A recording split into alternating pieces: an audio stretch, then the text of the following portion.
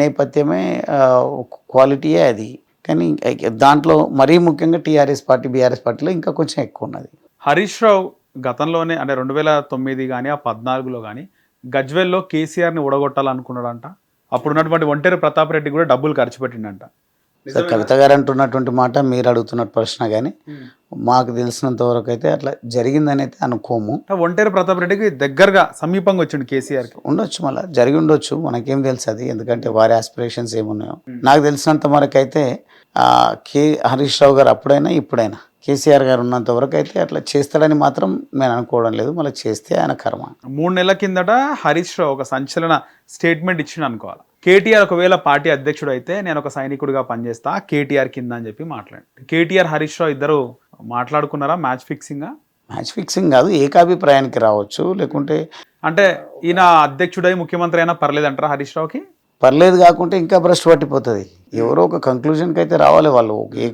ఇప్పటికే కాంప్రమైజ్ జరిగిందంటారు. అయితే కాంప్రమైజ్ కాకపోతే ఇంకా దుర్భరమైనటువంటి పరిస్థితి ఉంటుంది వారికి. ఆ పరిస్థితిని పసిగట్టే కొంత బయటకు కలిసినట్టుగా ప్రయత్నం చూపిస్తున్నట్టు ప్రయత్నం కనిపిస్తుంది తప్ప నాకు తెలిసి ఎవరంతా ఈజీగా డైజెస్ట్ చేసుకోరు. ఎందుకంటే ఆయన కూడా లీడర్గానే ఉన్నాడు, ఈయన అదే ఆస్పిరేషన్తో ఉన్నాడు, రకరకాలుగా ఉంటాయి. కవిత కూడా అందుకే డైజెస్ట్ చేసుకోలేదంటారా? అంతే కదా, ఆమెకు అదే ఆస్పిరేషన్ ఉంది. మొత్తంగా వాళ్ళ వరకు ఆస్పిరేషన్ స్ట్రాంగ్ ఉంటాయి. వాళ్ళ వరకు ఎవరికైనా ఆస్పిరేషన్స్ ఉన్నా బయట పెట్టుకున్నా ఎవరిని ఏం చేసుకోరు. కానీ మిగతా వాళ్ళు కలలో ఊహించుకున్నట్టు వాళ్ళకి కలబడ్డా ఖచ్చితంగా తగిన రీతిలో నిర్ణయాలు తీసుకుంటారు.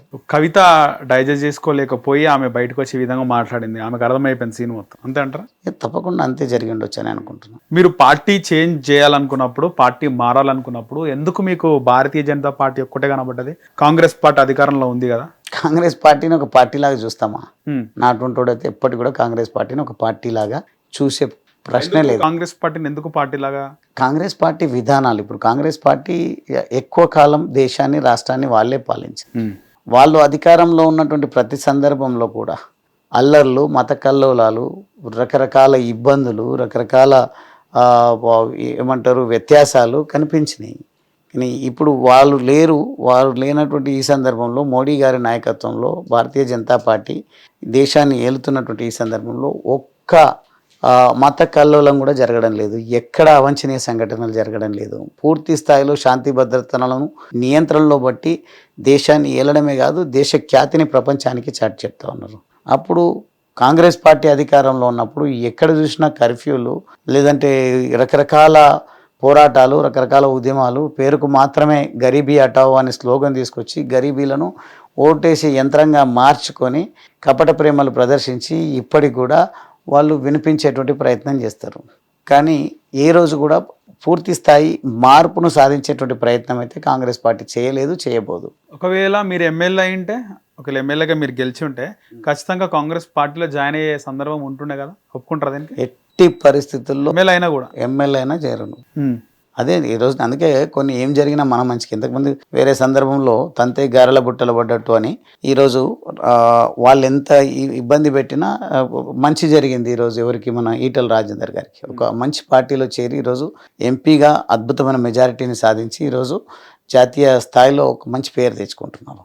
నేను ఓడిపోయాను కాబట్టి ఈ గొప్ప నిర్ణయం తీసుకోగలిగిన. ఒకవేళ గెలిచి ఉంటే ప్రజలు ఏమనుకుంటారో ఇది పద్ధతి కాదు అని అక్కడే ఉండాల్సి వచ్చే పరిస్థితి. నాకున్న శక్తి నిర్వీర్యం అయ్యేటువంటి ప్రమాదం ఉన్నది. ఈరోజు చూడండి, ఇప్పుడే నేను గ్రూప్ 1 ఆస్పిరెంట్స్ది సమస్య ఉంటే నేనే బీజేపీ పార్టీ నుంచి ప్రతినిధిగా వెళ్ళి రావడం జరిగింది. రైట్. అదే బీఆర్ఎస్ పార్టీలో ఉంటే మాత్రం అవకాశం రాకపోతుంది, వాళ్ళే ఉండేది. అది దళిత మూమెంట్ అయినా వాళ్ళే ఉంటారు, బీసీ వాయిస్ అయినా వాళ్ళే ఉంటారు, రైతులదైనా వాళ్ళే ఉంటారు. మీరు పేపర్ చూడండి, అదో కరపత్రిక లాగా ఉంటుంది, కరపత్రం లాగా ఉంటుంది. ఇది నమస్తే తెలంగాణ పత్రిక మొత్తం వాళ్ళ పేపర్లు, లోపల కానీ బయట కానీ బ్యానర్ ఐటమ్ కానీ వాళ్ళదే ఉంటుంది. అది టీ న్యూస్లో కూడా ఆ రకంగానే ఉంటుంది. ఇతర పేపర్లలో కూడా వాళ్ళు మాట్లాడితేనే న్యూస్ అవుతుంది. మా అటువంటి వాళ్ళు ఎంత వ్యాలిడ్ అంశాలను లేవనెత్తినా ఎక్కడ మా పేరు కానీ మా వాయిస్ కానీ వినిపించదు. ఓకే. ఇప్పుడు నేను చేరి 2 నెలలు కాలేదు, చాలాసార్లు టీవీలలో కనిపిస్తున్నా, మీరు యూట్యూబ్ ఛానళ్ళలో కనిపిస్తున్నా, పేపర్లలో కనిపిస్తున్నా. గువ్వల బాలరాజు గురించి వాళ్ళేమో ఒకటే పోర్ట్రే చేయడం జరిగింది, గువ్వల బాలరాజ్ కోపం ఎక్కువ. ఎందుకంటే అంచి పెట్టాలంటే ఈ ముద్ర పటిష్టంగా వేయాలని వేసి పెట్టిండ్రు.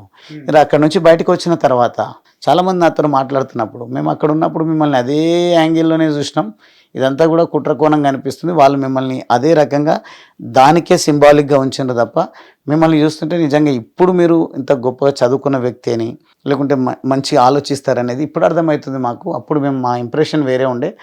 వీఆర్ వెరీ సారీ, వేరే అనుకున్నాం మేము, మీరు వేరే ఉన్నారు, లెట్ అస్ వర్క్ టుగెదర్ అని మాట్లాడుతున్నారు ఎక్కడ వెళ్ళినా కానీ. పార్టీ మారే ముందు మీరు కాంగ్రెస్తో చర్చలు జరిపినారా, మాట్లాడినారా? కాంగ్రెస్ వాళ్ళు అడిగినరు అన్న కదా నేను, కాంగ్రెస్ వాళ్ళు అడిగినరు, బీజేపీ వాళ్ళు అడిగినరు. ఏమడిగారు కాంగ్రెస్ వాళ్ళు? కాంగ్రెస్ వాళ్ళు మంచి అవకాశాలు ఉంటాయి, భవిష్యత్తు ఉంటుంది, తర్వాత అక్కడ నాగర్ కర్నూల్లో పార్లమెంట్లో కానీ మహబూబ్నగర్ జిల్లాలో కానీ ఒక మాదిగా సామాజిక వర్గం కానీ అనుభవం ఉన్న నాయకుల కింద కానీ ప్రజాప్రతిగా ఉన్నటువంటి మీరు ఖచ్చితంగా మీకు భవిష్యత్తు ఉంటుంది, మీకు తప్ప ఇంకెవరికి అంత అవకాశాలు అయితే కనిపిస్తలేవు, మాట అర్థం చేసుకోండి రండి అని మాట్లాడడం జరిగింది. ఆయన పోలేదు ససేమిరా ఎట్టి పరిస్థితుల్లో. మీ ప్రత్యర్థి ఆయన మీ హ్యాట్రిక్ని మిస్ చేసినంటారా వంశీకృష్ణ?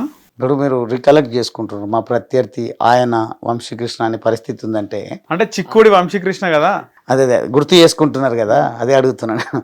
ఎట్టి పరిస్థితుల్లో ఆయన అంటున్నారంటేనే ఆయన ఎఫిషియన్సీ ఏంది, ఆయన నన్నేంది ఆపేది. కానీ కేవలం రేవంత్ రెడ్డి గారు, సునీల్ కనుగోలు గారు ప్రత్యేకమైన దృష్టి సారించినటువంటి కారణంగా, రేవంత్ రెడ్డి గారు మా ఓటర్ అయినటువంటి కారణంగా, మా వాస్తవ్యుడు అచ్చంపేట వాస్తవ్యుడు అన్నటువంటి కారణంగా, రేవంత్ రెడ్డి గారి స్వగ్రామంలో పదే పదే నేను మెజారిటీలో సాధించడం కారణంగా, అదే గ్రామంలో బీఆర్ఎస్ పార్టీ ఎంపీటీసీ కానీ లేదంటే సర్పంచ్ కానీ గెలిచినటువంటి కారణంగా ఎంపీటీసీలకు, జడ్పీటీసీలకు, ఎమ్మెల్యేకు, ఎంపీకి ఆ గ్రామంలో ప్రతిసారి మెజారిటీ రావడం కారణంగా పనిగట్టుకొని కసితోన, కోపంతోన, ద్వేషంతోన గువ్వల బాలరాజు అటువంటి వాడు మళ్ళీ అసెంబ్లీలో అడుగు పెడితే మమ్మల్ని బ్రతకనివ్వడు, ప్రశ్నల వర్షం కురిపిస్తాడు, మమ్మల్ని ఉక్కిరి బిక్కిరి చేస్తాడనే భయంతోన కోట్లాది రూపాయలు ఖర్చు చేసి లేని స్ట్రాటజీ. నేను 4 సార్లు పోటీ చేసిన నరేష్, ఇదో 4వ పోటీలో నేను ఓడిపోవడం జరిగింది. మొదటిసారి ఎంపీగా కొన్ని ఓట్లతో ఓడి. హిట్ టీవీ యాప్, ఇందులో short news, live news, entertainment shows, movies, digital magazines తో పాటు మీ జిల్లా వార్తలను కూడా ఫ్రీగా చూడొచ్చు. ఇంకెందుకు ఆలస్యం, వెంటనే హిట్ టీవీ యాప్ ని డౌన్లోడ్ చేసుకుని ఫ్రీగా ఎంటర్టైన్మెంట్ పొందండి. Hit TV app, hit TV app, please download hit TV app. Hit TV యాప్ని ఫ్రీగా డౌన్లోడ్ చేసుకొని ఎంజాయ్ చేయండి. మీకు నచ్చిన ఎంటర్టైన్మెంట్ కోసం హిట్ టీవీ యాప్ ని ఫ్రీగా డౌన్లోడ్ చేసుకుని ఎంజాయ్ చేయండి. హిట్ టీవీ యాప్ ని డౌన్లోడ్ చేసుకుని ఆస్వాదించండి, ఆశీర్వదించండి. ఇంతమంది సెలబ్రిటీలు హిట్ టీవీ యాప్ ని డౌన్లోడ్ చేసుకోండి అని చెప్తున్నారంటే ఎంత మంచి యాప్ ఆలోచించండి. అమెరికా అమెరికా అమెరికా అమెరికాలో చదవాలనుకునే వాళ్ళకి విశ్వసనీయమైన పేరు మన శౌర్య కన్సల్టెన్సీ.